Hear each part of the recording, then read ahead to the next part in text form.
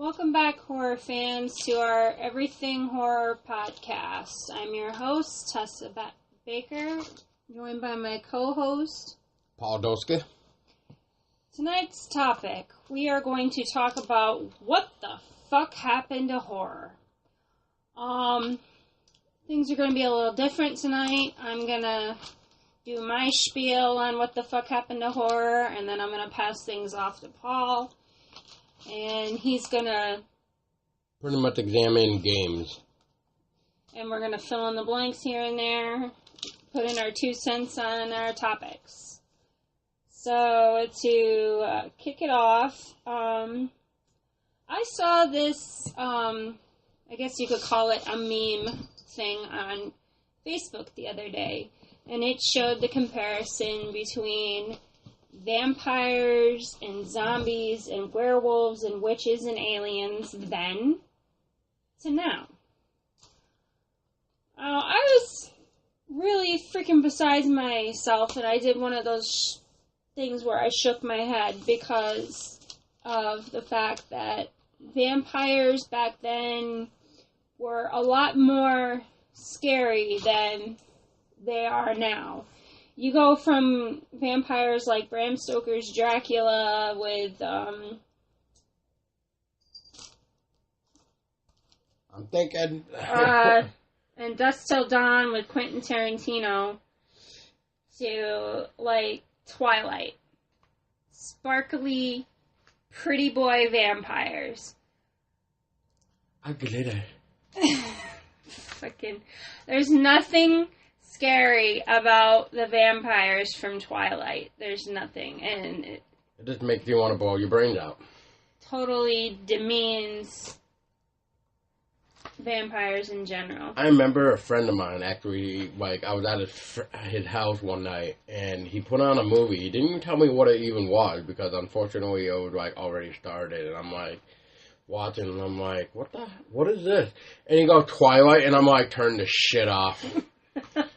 He's like, no, dude, it's such a good movie. I'm like, dude, you are so not my friend if you like this shit. But yeah, long story short, he actually just kept the movie the whole time on, but I just kept making fun of it. That's all I did.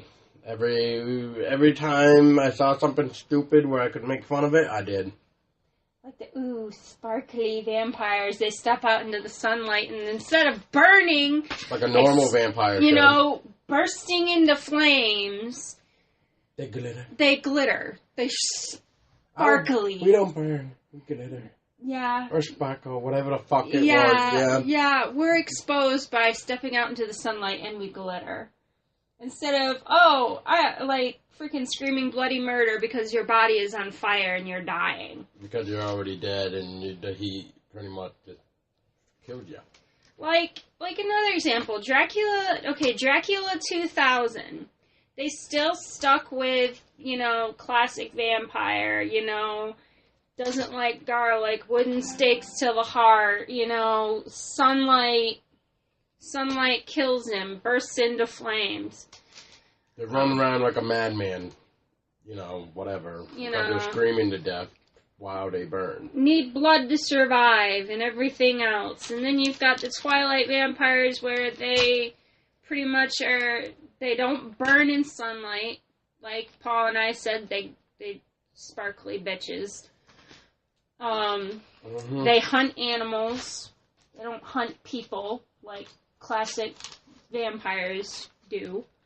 But be careful. Some older classic vampires did hunt for animals as well. Like Louis in Interview with a Vampire, yeah. He did hunt rats because he was more in touch with his humanity than the animal in him. Yeah. Which, that is an amazing film.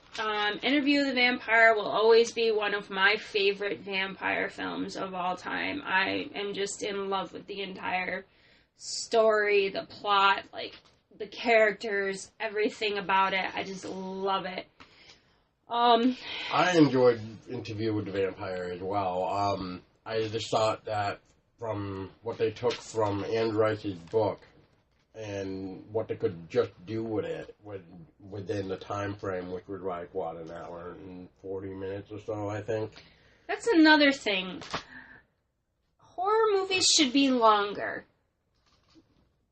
I agree. Instead of, like, an hour and a half, an hour and 40 minutes, dude, 2 hours or more would be so much better, you know. I feel like some horror films Star Wars nowadays can do it, horror can do it. Yeah, exactly. If you can do it with Star Wars, you can do it with a horror film. Like, you would get a lot more, information, I guess you could say. Like, you can actually tell a story a little bit longer, not just skim through it and have the story be so bad, kind of like Prometheus. I don't know. So let me pick your brain for a minute, babe.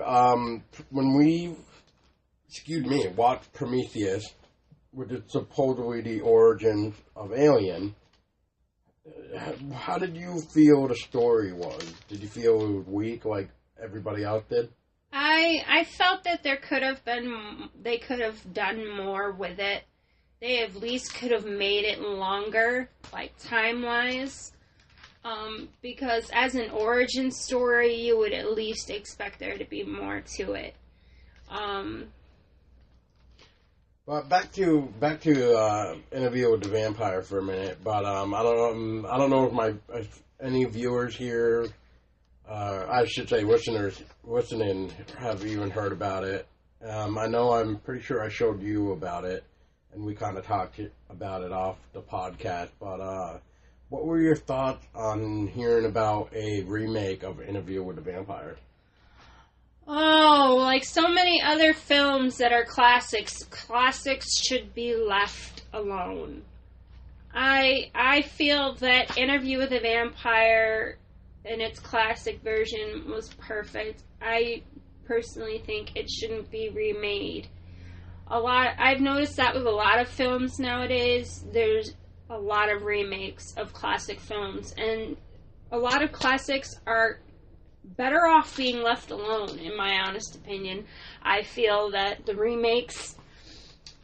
I got the perfect example of how a remake kills. 2010's remake of Nightmare on Elm Street. You have Jackie Earle Haley playing as Freddy Krueger. I am sorry, but there is nobody on this planet that can play Freddy Krueger better than Robert Englund. Mm-hmm. There is no one. And that was considered to be one of the, hugest disappointments for horror fans, was that remake of Nightmare on Elm Street. Robert Englund actually even got up during the showing of it, and walked out of the theater in the middle of the film, mind you. Didn't even sit to see through the rest of it. He's like, oh, I've seen enough. This is crap. This is bullshit. I'm leaving. Who was the other one that I just showed you that article of that didn't like the film? Heather Langenkamp. She played as Nancy in the original Nightmare on Elm Street. She was very disappointed with the film as well. She also felt that her character in the remake appeared weak. She didn't do the classic role like Nancy justice. She completely trashed it. So that's a good example of how remakes are shit. Like, they take away from the classics. You can't do that to a movie like Nightmare on Elm Street, or Halloween. You got Rob Zombie that did the remakes of Halloween. Just 2 films. Just 2 of them. Yep. But still, you took the classic Michael Myers Halloween films, and Rob Zombie goes in and he remakes 2 of them, and they're shitty. Horrible. And ever since I saw both of those films, I haven't watched a Rob Zombie film. Well, I know a lot of people will probably wonder this, but you said you don't like Rob Zombie films. Like, can you be more specific of what you hated about his films? Like me personally, I hated the fact that Rob Zombie went inside Michael Myers' mind. That was one of the big pet peeves. To me, I just feel like in the original, you don't want to know what's inside his mind. You don't want to know what he's thinking. You don't want to know what he's thinking. You just wanted to think of him as that badass guy that just stands there all quiet with a knife. Yeah. Instead of just oh yeah, this is what happened. They try to explain the inside of Michael Myers' mind. Which they shouldn't have done. Which they shouldn't do, because a character like Michael Myers shouldn't be explained. Like, his inner workings should not be explained. And that was the main thing that turned me off in the Rob Zombie movies, is like Paul said, you shouldn't see the inside of his mind. It should just be a mystery. Yeah, exactly. It should be a mystery. It should be, Like, we, as the viewers watching it, should just be like, what the fuck is wrong with him? Like, we should be able to create our own theory of what's going on within his head. Not get shown, this is what happened. And this is why he's like this. Yeah. And this is why he does what he does. Yeah. No, we as viewers do not want to know that or see that. We want to, be left in the dark in that respect. And just let Michael do what he does best. Kill people. Hi, Merly. Say hi, Merly. Say hi to the listeners. Say hi. Merly. In case you hear meowing in the background, that is mine and Paul's cat, Merlin. He wants to say hi again. He likes to say hi and put in his 2 cents. You probably hear him in our podcast from time to time. Anyways. Almost every episode. Yeah, almost every episode. Anyways. Okay, next. Zombies.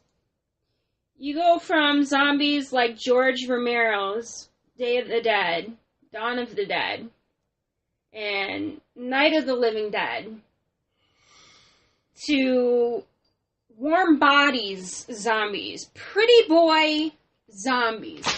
What is going on with horror? I mean, you go from scary ass vampires and scary zombies to fucking sparkly vampire pretty boys and zombie pretty boys. Well, what about, have you seen or heard anything about that? I want to say I actually watched Warm Bodies, and I was actually very disappointed. I refused to watch it, but I watched it with a friend. Anyway, right. Anyway, what I wanted to say is I believe it's a Netflix original. Even it's called iZombie.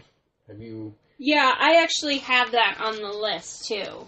So have you watched it yet or no? I've watched it. I watched the first maybe 4 or 5 episodes of it. And they took the idea of taking this girl that died and came back a zombie who still somehow manages to retain, humanity. And so she's working full function, she has full function over herself, but she's dead. Yeah. She still has, she's able to retain her humanity to a degree. She only eats brains of people who come through the morgue. And she works in this morgue as one of the morticians. And she only eats brains of people who come through the morgue. She doesn't go out and just eat any old brain. So what's your take on that? Different then, right? Yeah, it's different. It's definitely different from a traditional zombie that has no sense of humanity. It just gobbles up whatever. Just eats whatever is in sight. Has no conscience, if you will. Now, what about World War Z? Did you see that one with Brad Pitt? Yeah, I saw that. They pretty much. I honestly think they should have not made a movie on it just because the book was fine. Yeah, I definitely think that's one of those movies that should have just stayed as a book. All we need now is a fucking movie based on the other book there, the well-known nun, the How to Survive a Zombie Apocalypse. We just need that now in the movie form. Oh, how to, like, for dummies, How to Survive a Zombie Apocalypse. I don't know if it's for dummies, because I just remember... No, I was just saying in general. Oh, yeah, why not, yeah. But also another thing to add about iZombie. They made the girl that was a zombie in this series on Netflix able to be like, she's able to retain memories of the brain she ate. So whoever she ate, she was able to retain their memories, and some of them were killed, like they were brutally murdered, or they committed suicide, or something happened to them, and they ended up in the morgue on the slab. So can she's like, help the police then? Yeah, she kind of comes off as like a psychic or whatever to the police, but they don't know that she's a zombie. Right. Yeah. So that was another thing about that series that I thought was really different from, the classic, George A. Romero's work. So would you recommend it, I guess? I don't know if I would recommend it per se, because I'm more of a classic zombies kind of girl, but I would say if you're into something different and you want to kind of see a different take on zombies, I guess check it out. I mean, see what you feel about it. It's kind of like that other Netflix original, I believe, Stranger Things. I keep hearing good things about that one, actually. Yeah, I think we should check that out and actually, try to watch that, because I keep seeing stuff about it as well. Yeah, because I keep hearing, apparently there's, I don't want to say spoof, but, what's that other word I'm trying to think of? Paradox, maybe? Mm-hmm. No, maybe. I think that's what you're going... we'll just say paradox for lack of a better word, but I've heard there's a paradox of E.T. Apparently there's a paradox of Alien in there. Mm-hmm. So yeah, I mean, it sounds good. I keep hearing good stuff about it. I hear that it's written very well, and it actually, I guess, makes you feel like you're young again watching it, like the old days. Well, we'll have to check it out then. This is probably going to get my my handsome co-host talking, but Pinhead. We're going to talk about Clive Barker's version of Hellraiser and Doug Bradley's version of who Pinhead actually is to us, versus what they've done with Pinhead now. I'm just gonna flat out say that I like Doug Bradley as Pinhead. He is the Pinhead. Yeah, he's another person. Like Robert Englund is Freddy Krueger, and Doug Bradley is Pinhead. You don't fuck with classics. Nope. You don't mess with people who embody the characters so well. You don't fill them in with just whoever and say, oh, I want you to do this. I want you to play this part. And, because 9 times out of 10, they make a complete fucking mockery of it and turn it into shit. I mean, I just like the Hellraiser, even all 8 of them. I mean, I know a lot of people don't even care for, 3 and up. I think the last one they really like is the first 2, and then other than that, they don't really care for the Hellraiser series, I should say. But one of my favorite Hellraisers besides the original is Hell on Earth. I just like the way that was done. And then I saw Hell on Earth. That's the one where they have that club owner guy. The club owner guy. And the puzzle box is open, they essentially bring the Cenobites. The Cenobites out, but it brings Hellraiser out to the real world, though. Yeah, it brings Pinhead and all the Cenobites. Yep. Yeah.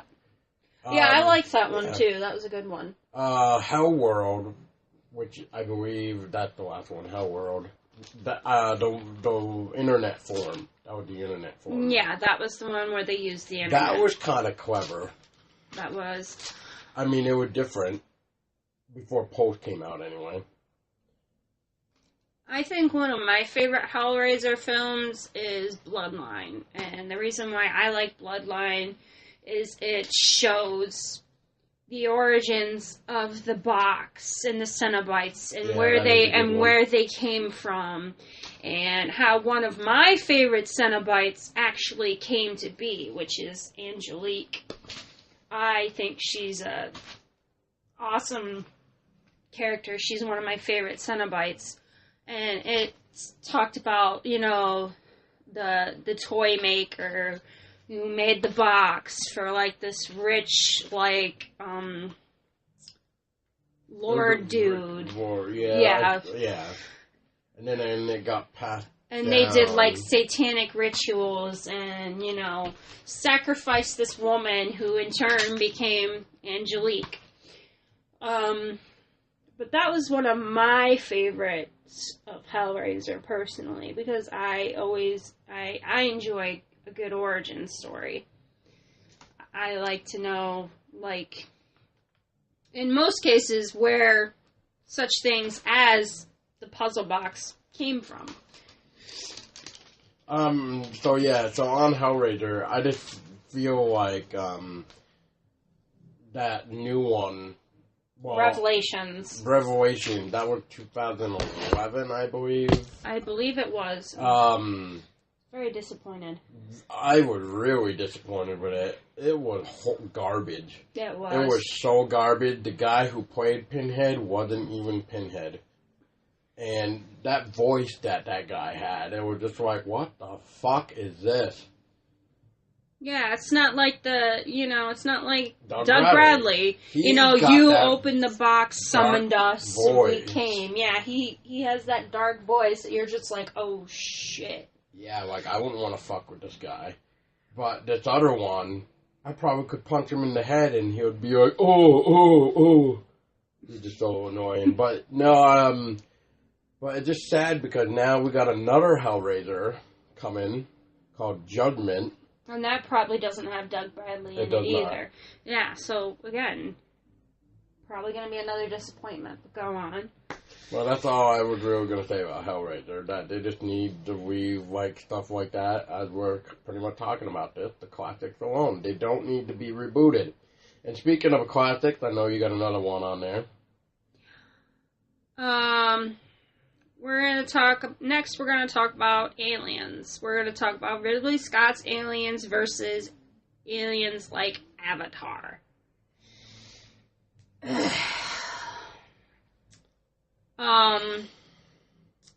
And another Aliens movie that I like is The Thing, the classic version of The Thing. The remake of The Thing wasn't that bad. There were certain elements about it that I liked, but I originally liked the classic. The concept of... It's an acceptable remake. I mean, they didn't kill it like most remakes, like Poltergeist. Mm-hmm. I mean, I still haven't seen Poltergeist, but I refuse to watch it. You're talking about the remake, the new one. Yeah. Yeah. I got maybe 5 minutes into it, and I'm like, nope, shut it off. All it took for me was seeing that fucking part with the doll, with the string. The clown. When he jumped on the boy, I should say. That whole scene, was changed. It wasn't what was in It wasn't what the original one. was. And after seeing that, I was just like, yeah, no, they're going to ruin Poltergeist since I watched this, and I don't want to ruin it. Mm-hmm. Because I love the original Poltergeist. And even though the little girl did die, I think before the third one, I think she was actually in the second one. I don't remember anymore. Yeah, she was in the second one. Yeah, so then she died before the third one could be made, or something like that. Because the second one is when they were actually in the city, and they were in this big, big glass, tower building or whatever. But yeah, she was... That's another franchise I need to rewatch. Yeah. Okay, witches. Or actually, let's go back to aliens. Have you even seen, the Avatar movie or anything like that? I started watching it and shut it off. Okay, so you started watching it and you shut it off. The Avatars are essentially these people called Neomis or something of that fucking matter. Anyways, long story short, they're essentially people, really, really tall freaking people with blue skin and tattoos and tails and, these weird ears. There's nothing scary or intimidating about them. There's nothing that really says, oh, that's an alien. They just essentially call it an alien. And then you've got aliens like Ridley Scott's, which is actually Paul's favorite and his big area of expertise. He knows everything about aliens. Well, I wouldn't really say everything, but I know enough. I know. I was just saying, I know being enough. such a big fan of them, I am. You definitely know a lot more. So I want to know what your take is. What do you love about aliens? That it was one versus, I'm trying to remember now, nine people, I think, in the original there. I gotta rethink of that too.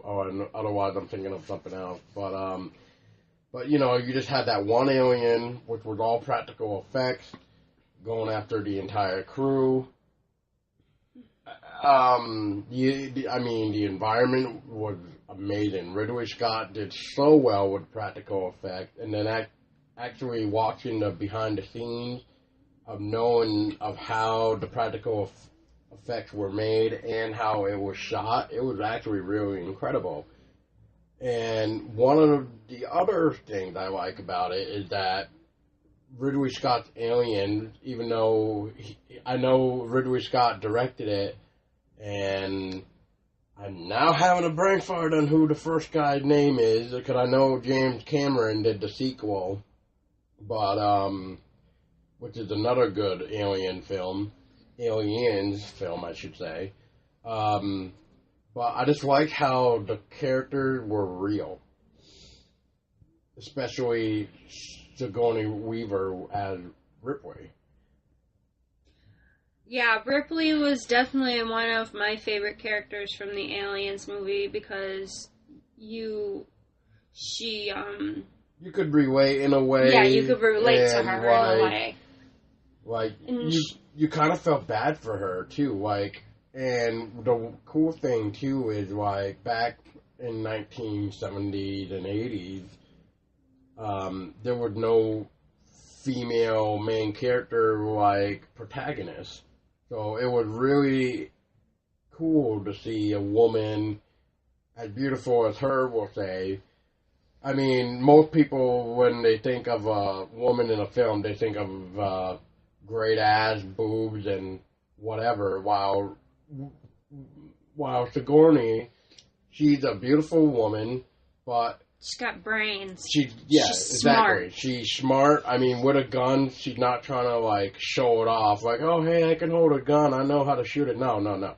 She's holding the gun because that's the only way she's going to survive.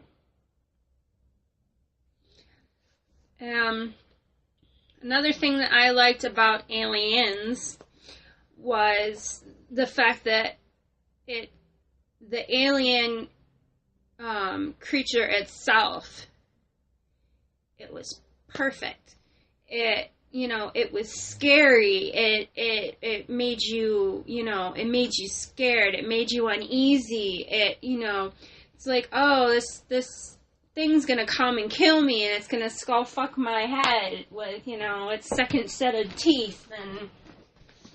Or who knows, you might run into an egg and be like, oh shit, face hugger, like... Yeah, and you end up and then impregnated. You'll get impregnated, yeah. And then you end up having a chest burster coming out of your chest, and blood and guts everywhere, and... Then you'll really be in for a treat. Then you won't even have to be skull fucked. No, you just end up with a big gaping hole in your chest. Your rib cage split open. I'd rather be skull fucked in this case. Nice and quick. Yeah, you wouldn't want to feel that. Yeah. Witches. Witches back then, we're talking like Angelica Houston in the movie The Witches, which was done back in 1990. I thought that was a great film. It's actually one of my favorites from like the oldies or whatever you want to call it, the classics, because I like the way that they portrayed the witches in this film. For those listening, can you tell the listeners who she is, so that way they can Angelica Houston or Huston or however you want to pronounce it. She also played as Morticia in the Addams Family movies, like Addams Family and Addams Family Values. She played as Morticia. Some other films, yeah, so you know who I'm talking about. Those are the other films of hers that I love her in. I think that they're great, and I actually own those as well. And once again, she's another beautiful, pretty lady. Yeah, she's another beautiful woman. She's also an Academy Award winner. She's like, she did her role so well in the Witches movie as the Grand High Witch. I thought it was awesome, like the makeup for her, when like the way that they took her from being like this beautiful woman, beautiful sexy woman, and then when you take the rubber mask off, she's like this hideous like witch with like a long pointy nose and like these like violet piercing eyes, and she's got like these claw nails and stuff. She's scary as a witch, Speaking of like claw nails, what do you think of Ripley's clone nails when she came back as a clone in Alien Resurrection? Remember what her nails looked like? Oh, they were kind of similar to the aliens a little bit.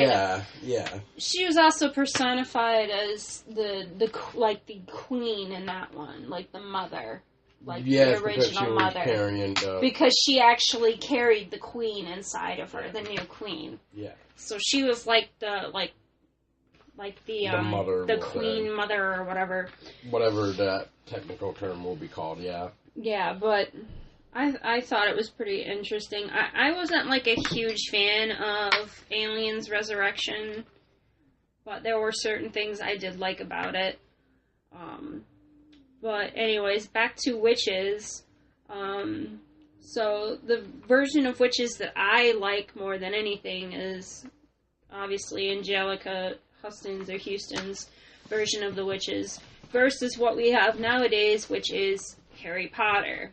We have witches like, and I'm not trying to bash it because I know there's a lot of Harry Potter fans out there and I like certain elements about Harry Potter, but anyways, you got witches like Hermione Granger and blah blah, and Jenny Weasley and all of them, and these are pretty little girls that just have magic powers, like because they take like potions class and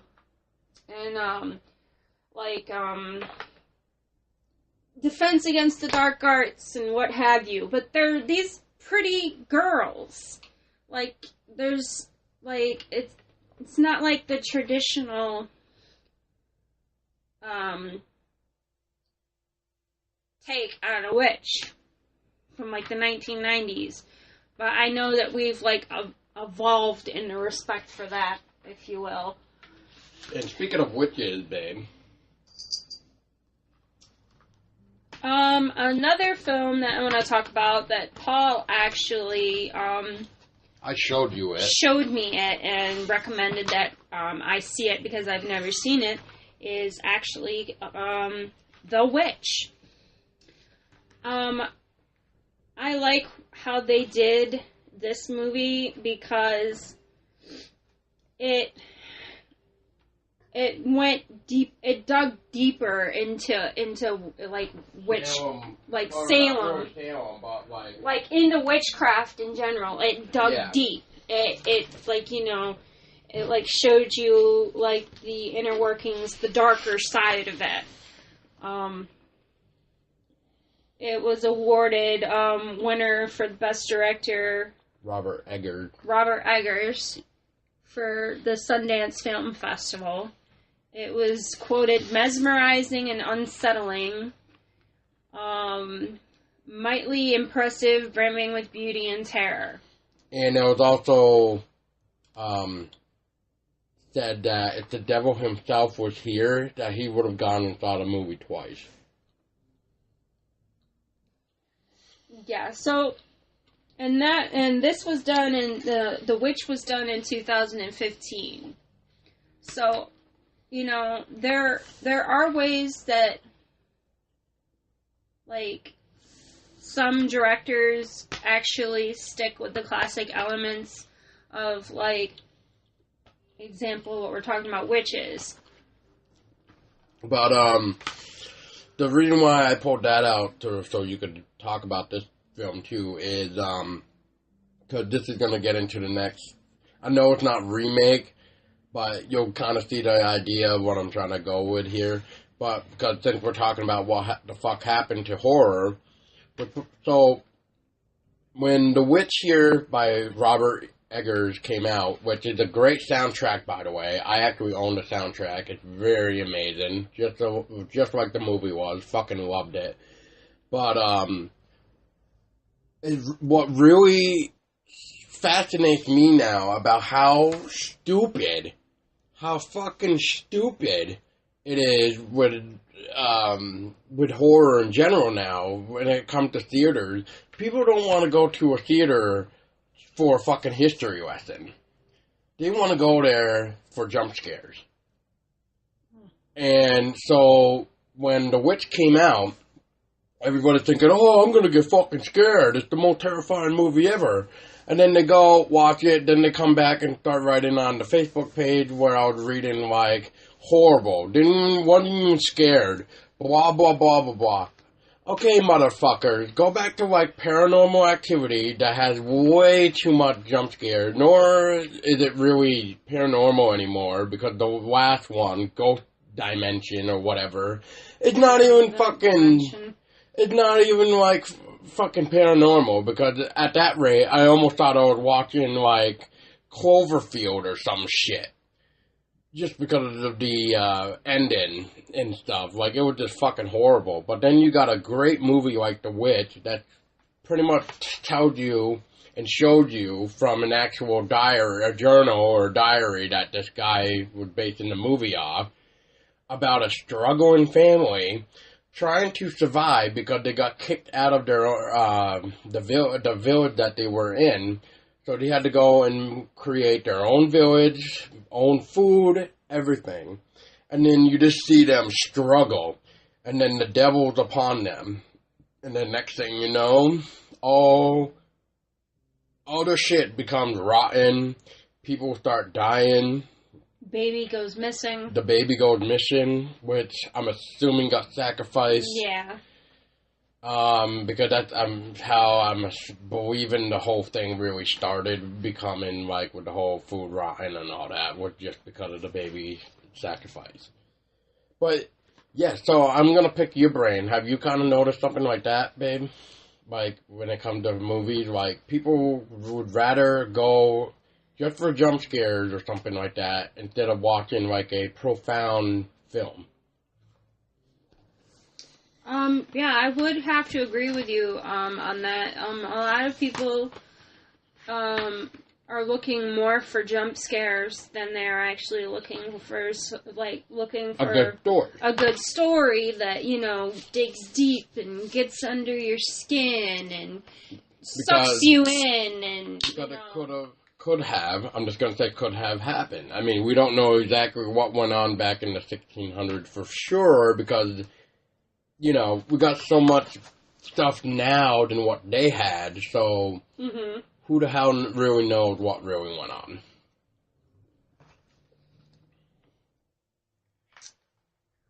Okay,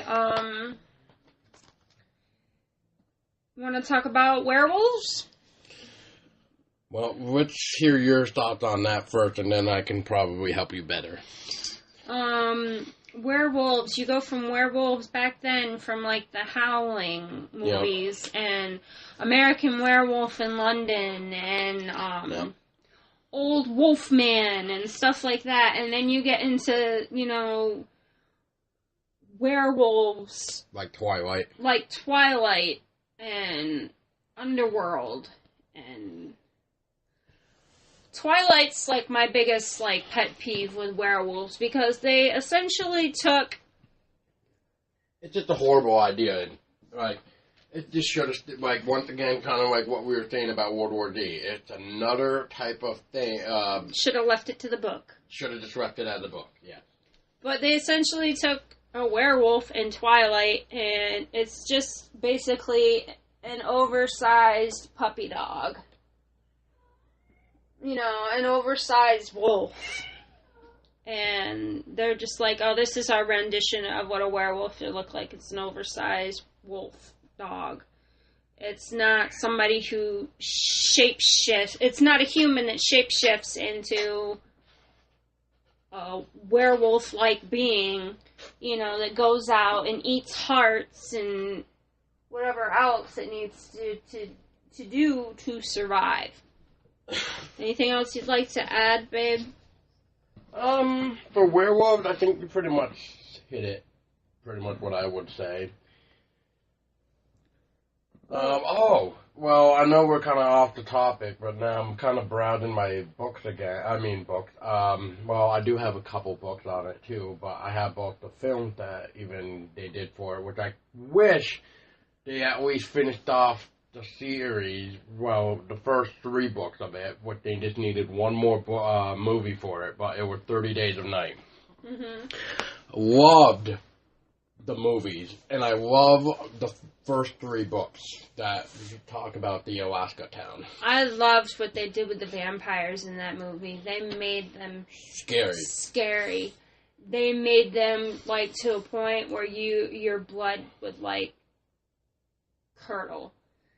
Like, they gave them razor sharp... Be there. Yeah, I would not want to be these people in Alaska. I will tell you that right now. They had razor sharp teeth, razor sharp nails, like, merciless. The teeth alone even. Like, It wasn't just the normal 4 fangs. It was the whole fucking jaw. Yeah, the whole jaw was just razor sharp teeth. And then they had those black, hollowed out eyes, like completely emotionless and void of emotion. One of my favorite parts in the first movie, I can't exactly remember what the guy says to the vampire, but I definitely remember what the vampire said to the guy. And it's the part when the guy, I'm just going to say, is begging for mercy or some shit, begging for, like, God to, like, rescue him. No, it's the girl. The girl was running through the streets of town. She wasn't running. She was, like, staggering through town. She was already injured by them already. They were using her as bait. She was like, somebody help me. Somebody please. Calling out for anybody to come to her aid and save her. Meanwhile, you got all of the vampires up on the roofs of houses and scaling along, like, tracking her as she's walking through trying to pull people out. And when she's unsuccessful with it, the main leader of this group of vampires, she goes, there's nobody left, blah, blah, blah, you know, oh God, please, God help me. And he said... Well, first he goes, God, and then he looked up at the sky.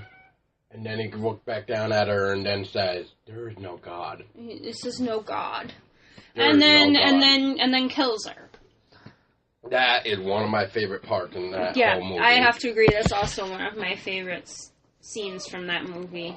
My other favorite part is when they finally take out that one main leader of the vampire pack through the Are you talking about the female, the main? No, the guy. Oh, I was thinking about the female companion to the main I honestly vampire. forget how they took her out. Oh, I can tell you. The female consort of the main vampire in 30 Days of Night, she was taken out by ultraviolet lighting.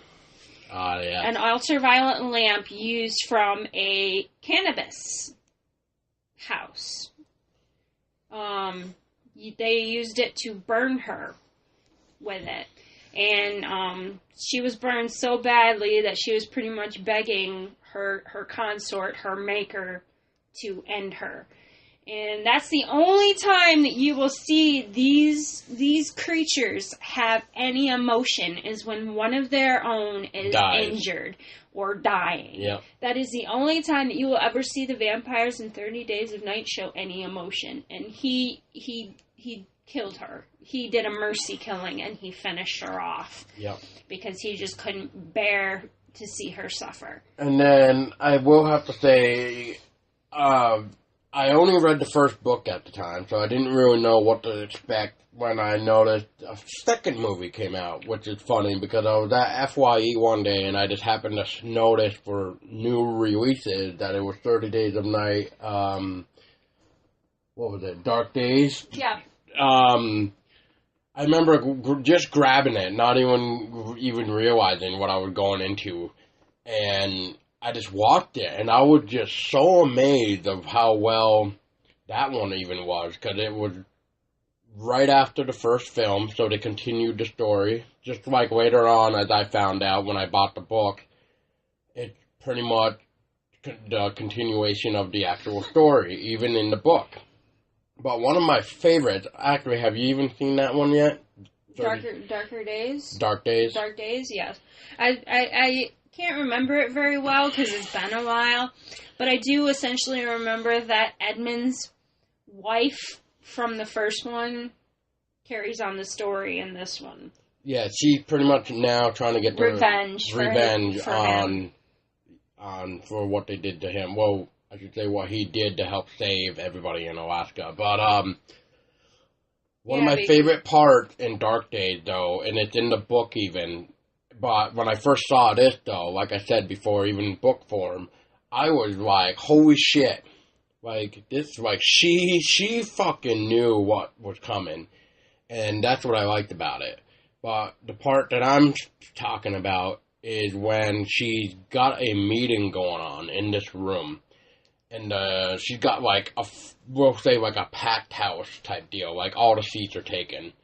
And she's just up there on that stadium, like, stand, just talking away about the events of what happened in Alaska. And then, like, out of nowhere, I forget exactly what she says, but she says something about, like, I'm hunting you, or something like, I'm coming after you, and I'm going to get my revenge, or something like that. And then she turns on, then, like, the lights turn on, but it's not just lights. She went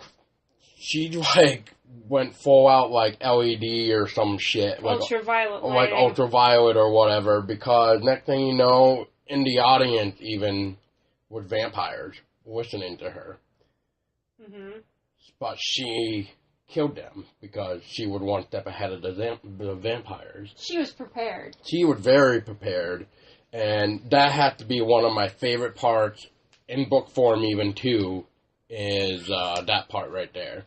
I just thought it was very well done. I liked how she was one step ahead of the vampires. While we're on the subject of vampires, how about we talk about Let Me In, or Let the Right One In?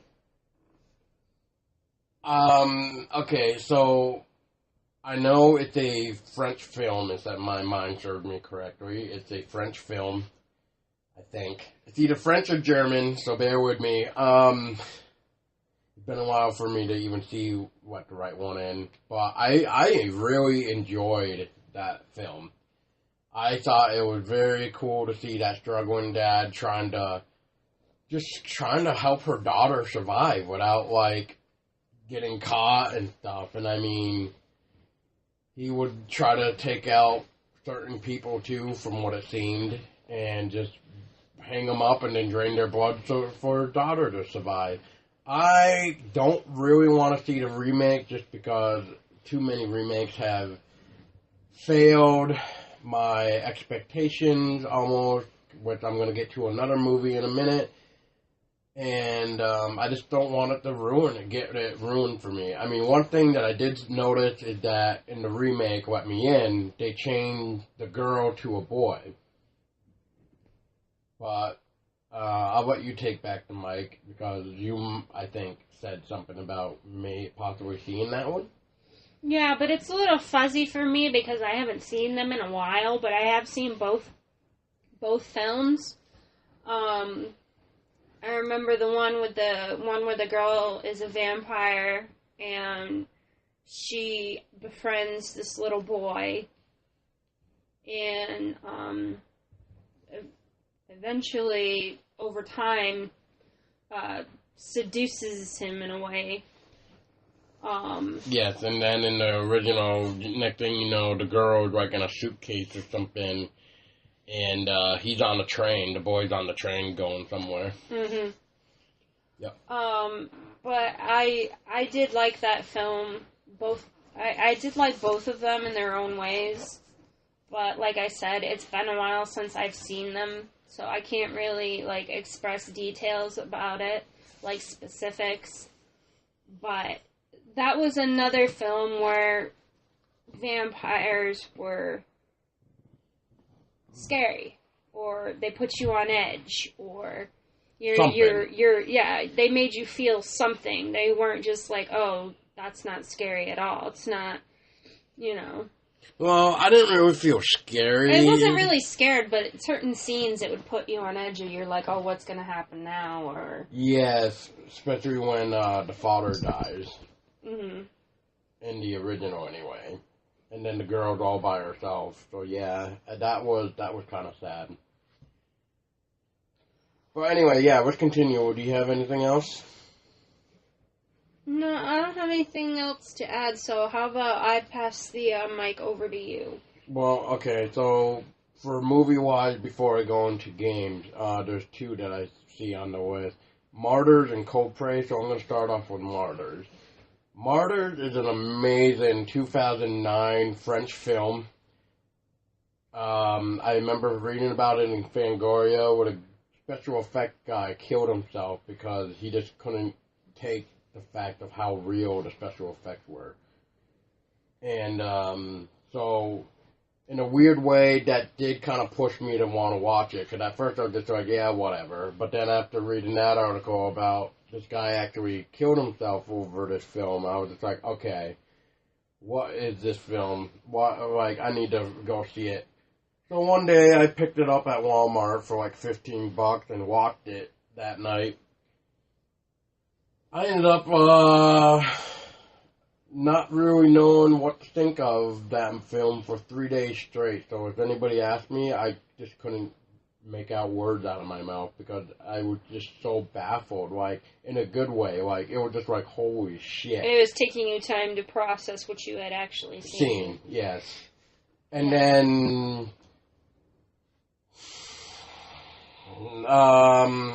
of course, as U.S. does things like wreck in quarantine, which will be another topic one day, but I just wanted to throw this out there. And then U.S. decides to remake Martyrs. So fucking horrible. So fucking dumb. The infamous shotgun scene, they completely, like, retardedly changed that.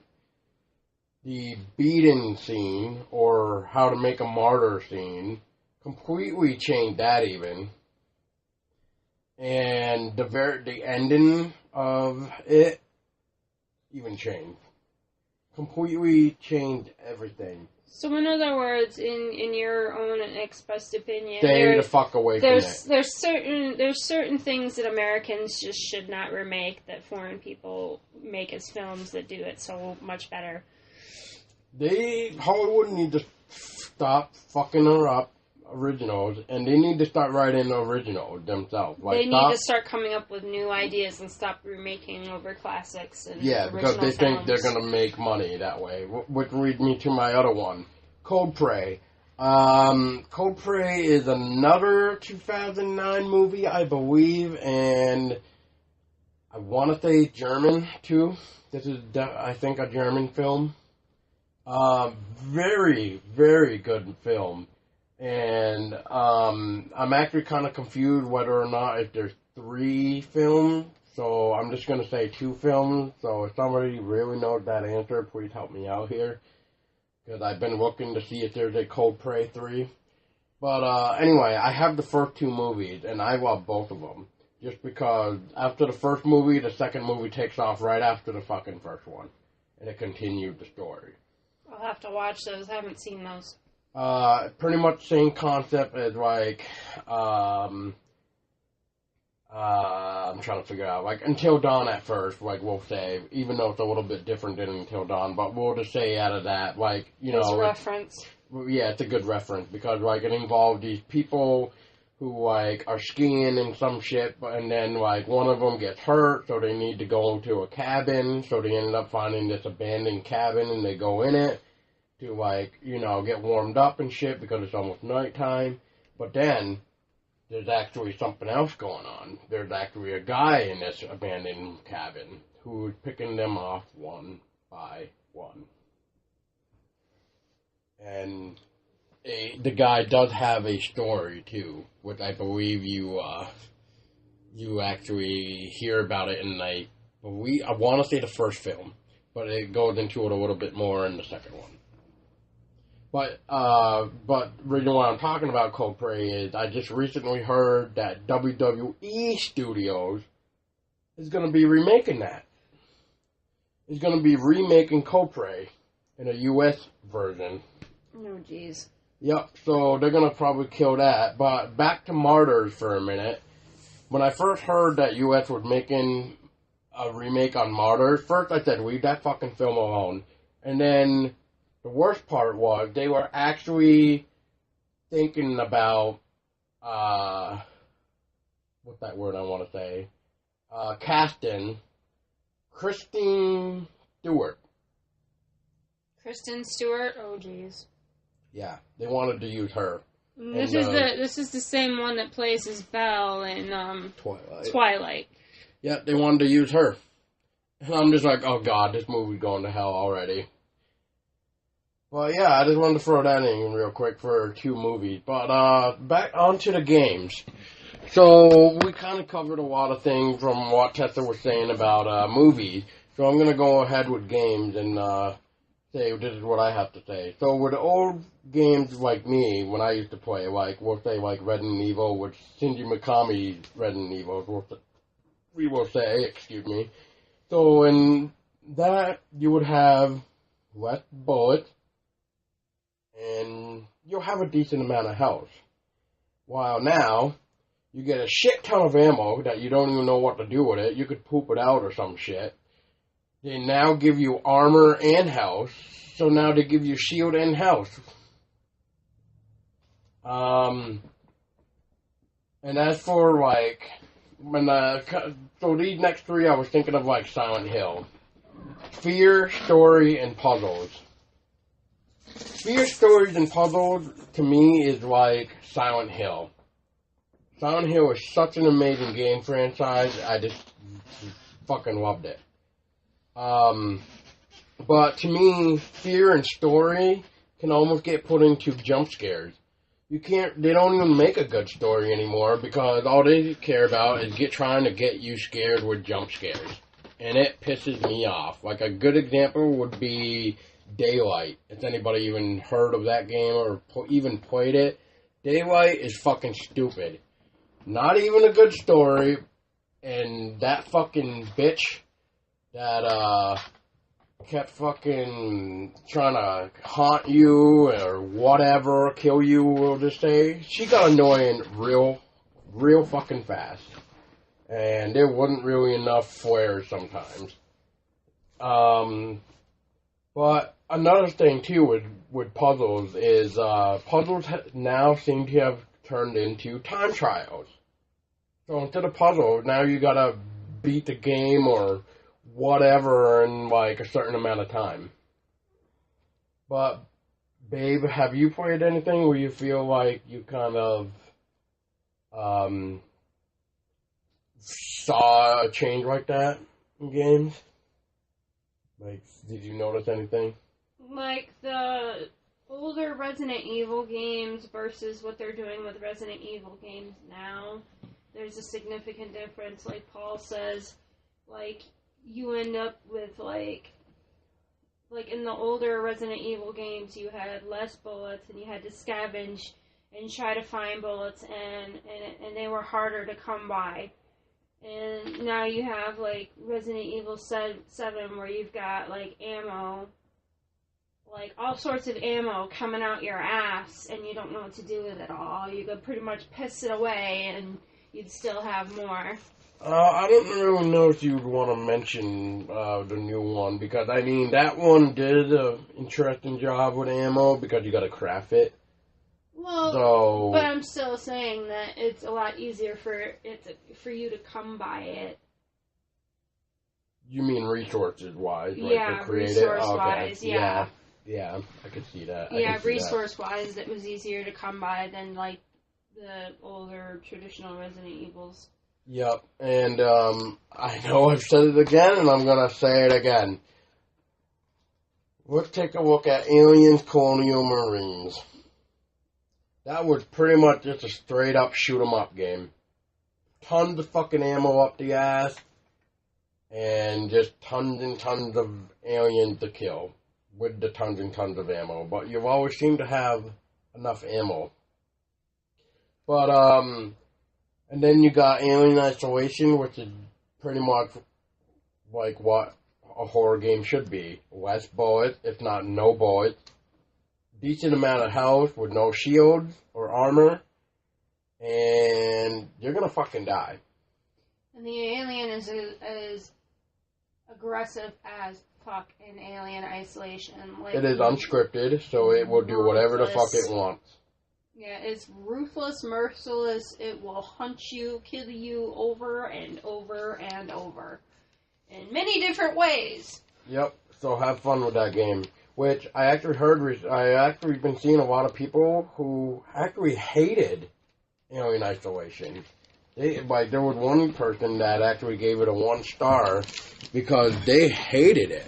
They didn't like it, the concept, at all. I don't exactly remember why, because I just kind of avoided that. But it just goes to show, like, how horror had changed. If somebody doesn't have enough ammo to, like, kill something or whatever, then they don't want to fucking play it. But it's the same thing with, like, movies. People, it seems like now, like, this is what I seem to be seeing, but I'll see what you think of this, babe, too, is when it comes to theaters, people want to go to a quote-unquote sci-fi or horror scene if there's guns. Gun blazing. As for games, they want to be scared. They want to be a true survival horror rather than a shoot 'em up game. I don't know if you noticed that at all lately, but like the reason why I say that is because back in 2014, a lot of companies were afraid to make horror games just because of the fact that they don't know what the fans wanted. Which I don't even know what the fuck anybody wants anymore. I would want a decent horror game. I would want a decent survival horror back to its old roots. We want to bring evil back. Just like the Evil Within. And one other thing I just want to say is back in 2014, they were saying for 2 releases to help the horror genre and to get that boost again, which was Evil Within and Alien Isolation. We were all hoping that those 2 games were going to help the horror genre get the credit that it deserves. And hopefully not have the horror genre sink down so that the point where we probably won't ever see horror games again, kind of thing, because people don't want to make it because they don't want it or something. But the Evil Within and Alien Isolation did do very, very well, that I really hope that in the near future we will see a sequel to them. There are a couple of horror games I'm actually looking forward to when they come out, and I'm just going to give titles, I'm not really going to give details, but one is called Visage, and the other one is called Agony. And Paul actually backed Agony on Kickstarter. And Visage. And Visage as well. So those are ones that we're actually looking forward to see how they turn out because they look promising. Visage, for anybody that doesn't know, Visage was inspired by PT. I just wanted to throw that out there. Agony, oh boy.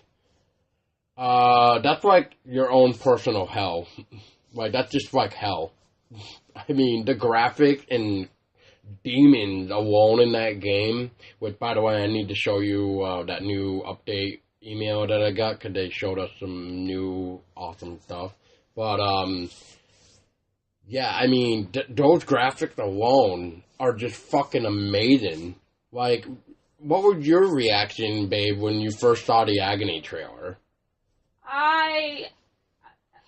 I pretty much had one of those, like, moments where, like, you did with the Martyrs, where it took you, like, a while to process what you were seeing. When I saw the trailer for Agony, I was like, holy shit, it's like you're legitly in hell. Like, fire and brimstone and blood and corpses and demons and everything everywhere, and you literally felt like you were staring into the abyss. You were staring into hell. And, I was excited by it and disturbed by it at the same time. Yeah, because it had some very interesting demon designs, I should say, which you don't really see in a game nowadays. So, like, it was very cool concept. It's a cool concept. I just really hope it delivers, too. Yeah. Because those graphics just are so stunning. And it, like, I don't even know, like, what exactly it's supposed to be about yet, because it's still in development. Yeah. But they're hoping for a June release. And I just wanted to throw this out there since she mentioned Agony, but during the Kickstarter of Agony, they actually did a day where it was like a fundraiser thing. I forget what they called it, but for like 24 hours, you could upgrade your perk like $10, and you would be entered into a list so that in the game, you can actually have a dead body, kind of thing. Like, you can, like, examine the dead body and find yourself, quote unquote. So I did that, and I actually got an email from the studio that's working on Agony, and they're just like, okay, so what's your name in the game gonna be when somebody finds your body? So I put it down as my PSN title, so that way it makes it easier for even my friends or even myself to find. So that way once I see it, I can screenshot it and be like, I found myself, bitches! But for future references, my PSN is DevilsThunder, so if you happen to play Agony and stumble upon my dead body, then shoot me a screenshot, because I would love to see that you found my dead body. I also have a PSN name. It's RedQueen_85. Yeah, so feel free to bug us. We like to play horror games and co-op and all sorts of stuff. And shooters. And RPGs. Yeah, we're trying to get back into RPG too. We're trying to find people for Warhammer. The end of Vermintide. Yeah, the end of Vermintide. Yeah. So if you have it, want to play, hit us up. I will. And we also play Diablo, Reaper of Souls. Diablo which 3. I'm waiting for that update. Mm-hmm. Because that's going to be amazing. Yeah, we get to run around as a necromancer. Yeah. But, I mean, I just feel horror has changed way too much, especially in games, because people don't even know what the fuck they want anymore. And I think that even in movies, certain elements about horror has changed, and I think we need to get back to the old roots. The old roots. Oh, and speaking of which, since I'm looking at it, Nosferatu. Nosferatu. It's probably one of my favorite black and white silent films. Yes. And the reason why I'm mentioning that again is because I've heard, once again, that the director who made The Witch is going to be actually the new director for the remake of Nosferatu. So I'm kind of curious as to what direction that he's going to be. Yeah, that he's going to be showing that, because Nosferatu has a very interesting history with that film, and I just hope one day we can really sit down and talk more about vampire films rather than just what the fuck has happened too. No, yeah, we'll definitely have to do a podcast on just vampires in general. Yeah, we'll have to do a lot. I mean, like a lot of people have said, we have a lot to discuss. We're everything horror, so we got a lot of shit we can talk about, which is awesome. But, is there anything else? Nothing else I can add, that I can think of. Other than that, we got a new Saw movie coming out this year. Holy shit, it's called Saw Legacy. It actually sounds very interesting, by the way, which I'm still kind of wondering how they're going to be able to pull it off. But what's his face? The original Jigsaw guy, Bill Tobin. Anyway, the original Jigsaw, Kramer, I think his name was. Mm-hmm. He's actually going to be making an appearance in the new film of Saw Legacy. Like what? As like a flashback type of thing? I guess so. I'm assuming that's going to... Yeah, he is dead. So I guess it's going to be a flashback. Yeah. So, yeah. So, mark your calendars for October 27th for Saw Legacy. And that's pretty much it on my end. And I have nothing else to add. So, to all of our listeners, stay scary.